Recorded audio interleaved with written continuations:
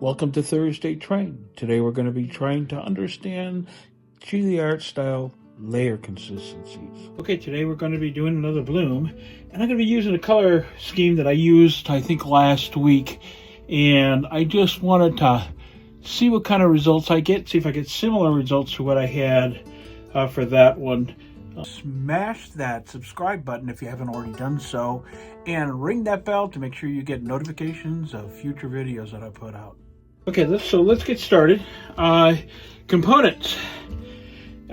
Forget to bring up sometimes that new people watching don't know exactly what I'm doing and how I'm putting these together. So I'm going to take it from the beginning.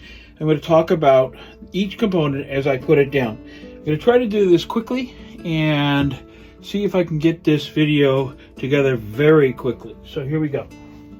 The first element that I put down for this style, this is the Shelee art style. I'll put that information there above.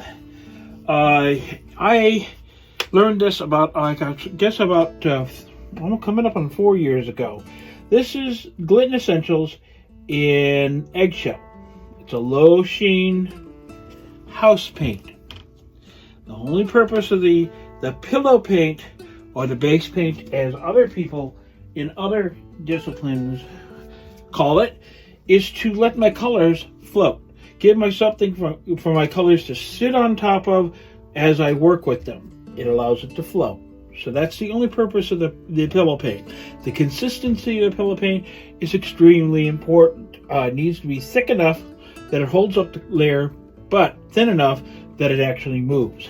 So that is why I use the one I use. I also use PPG Multi-Pro, available here in the States. So you can, if you're in the States, you should be able to find this. Okay, my colors for today I've already explained. I'm going to do the next layer. Now my next layer is my color layer. My color layer has a pouring medium that is made up of, at least this one, is Bare 8300 and Josonia varnish. When wintertime, because things thicken up, I add a little bit of Minwax polyurethane, so just to thin it out a little bit. But being that we're getting to the warm months, it's not necessary. So that is mixed 2 parts of the 8300 to 2 parts of the Josonia. So that's my pouring medium on top of this. So when I mix up my paints are mixed 3 to 1, 3 parts pouring medium to 1 part paint. That's fluid, depending on what you're working with. Pigments are different than high flow, different than tube paint. So you need to be aware of that. Basically, it comes with time, and as you learn your paints, it becomes easier for you.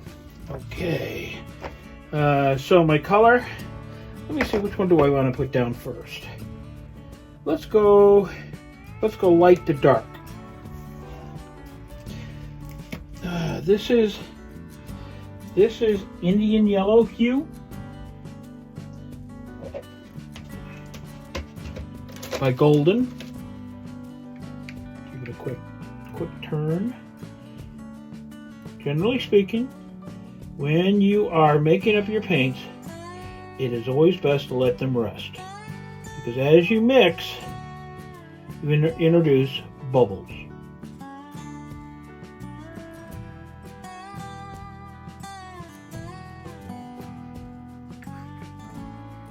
Okay.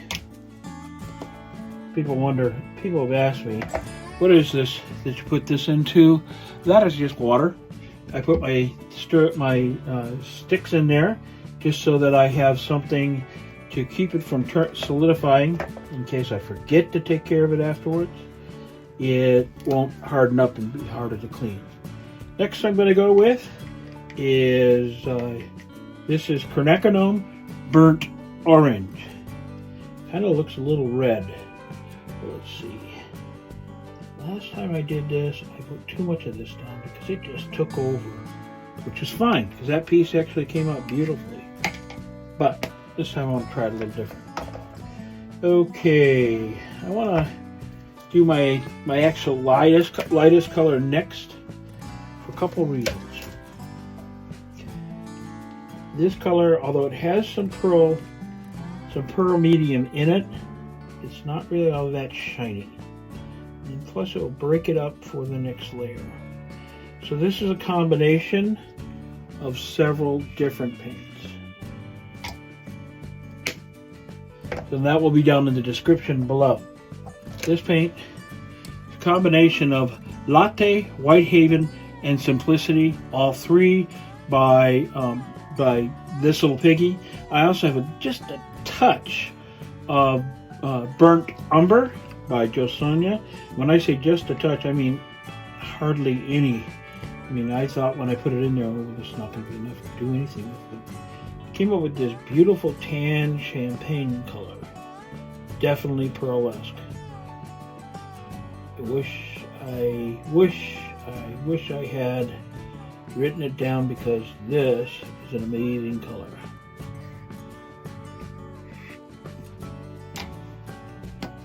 And I think you probably noticed, as I build up, I'm putting less paint down. Okay. Last time I did this, I put black and white. This time, I think I'm going to put some of my gold cell activator down. And that just feels a little bit thick to me, so I'm going to add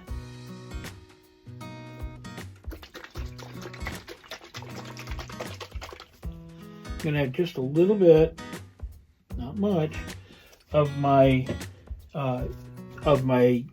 Australian Floetrol. All of my cell activators are always mixed with 3 parts of Australian Floetrol. There are other recipes out there that work to make cells. This is just what I use.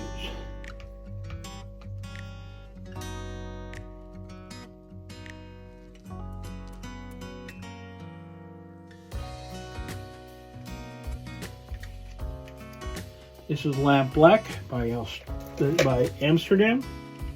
Mixed the same way as the gold is.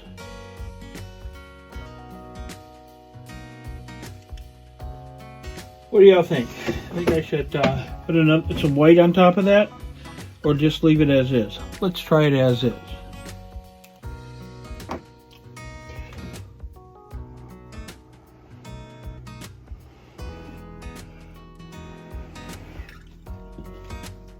Blowing straight down.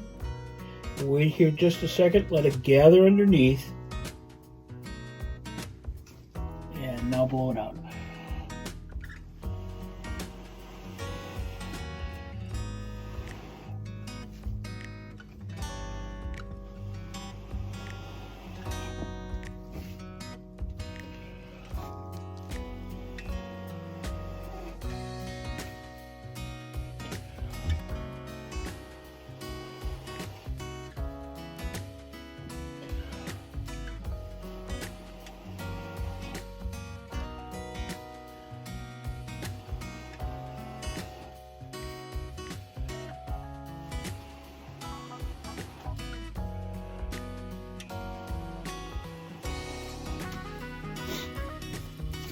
Let the cells form for just a second here. You guys see I've got some nice little micro cells on the outside. That's beautiful. The white you see there is actually the crème that I use. It's not the pillow paint. As you can see, it's all around the outside. It's around the entire bloom right now. Now, if you get to the point where you don't have enough activity in the middle, there's several things you can do. Personally, I don't mind having a little bit extra in the middle. It doesn't bother me. But today, for demonstration purposes, I'm going to wrap this. Modifications.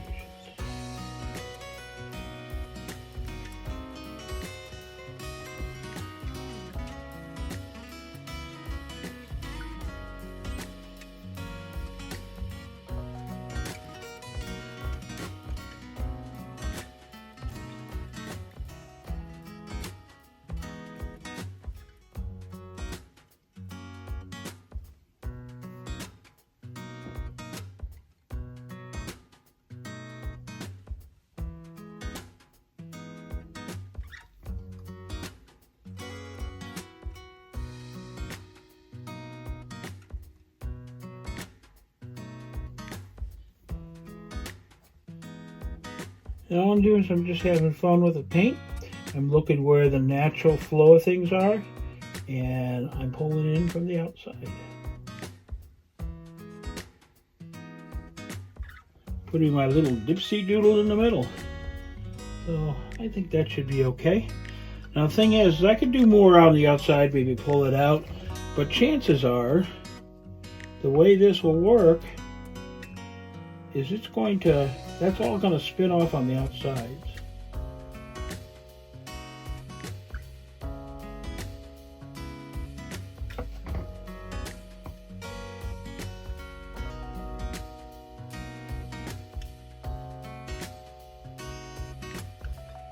Last time I used this color combination, I told somebody in the comments had asked, love this color shade. And you know, for me, it reminds me of the old uniforms in the 70s of the crew at McDonald's. I don't know why. Okay, here we go. Nice and slow.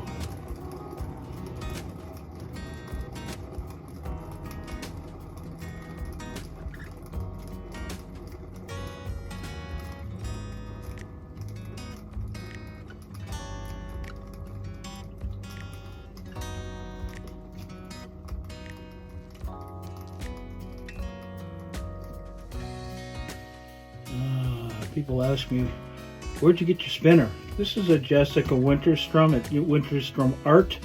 Her spinner. This is her baby spinner. I absolutely adore this spinner.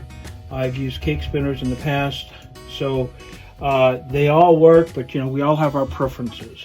So I'm looking around the outside and I'm seeing that my corners, all 4 corners, are bare right now.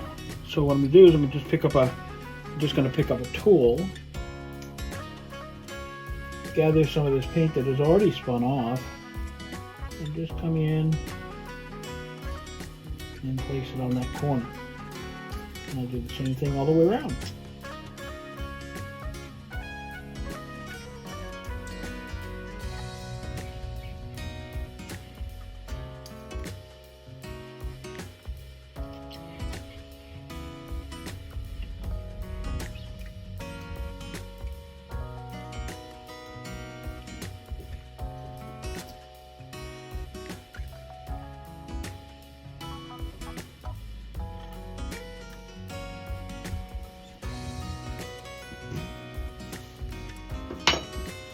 Okay, I always keep a rag on both sides so I have somewhere to wipe off my tools as I work, so I'm never contaminating an area that hasn't been worked with yet. So that's what the yellow towels are for.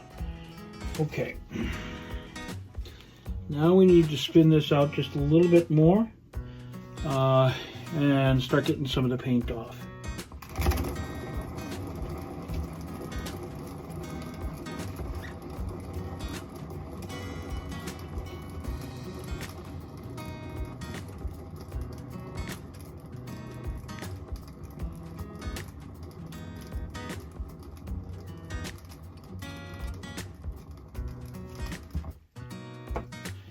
I actually like this. Let me see how much paint I have. This is just one of my palette knives. I like it because it has that little tip on the end, and when I come in to check the depth of my paint, it allows me to see the fact that there's really not very much. It's less than 1/8 of an inch actually, so that's about perfect. So the more paint you leave on the whatever surface you're working on with, the more chance you have of crazing or cracking. So it's a general rule of thumb, try to get as much paint off as you can without going that fine edge of going too far and spinning all of your nice stuff off. Okay, let's take a closer look.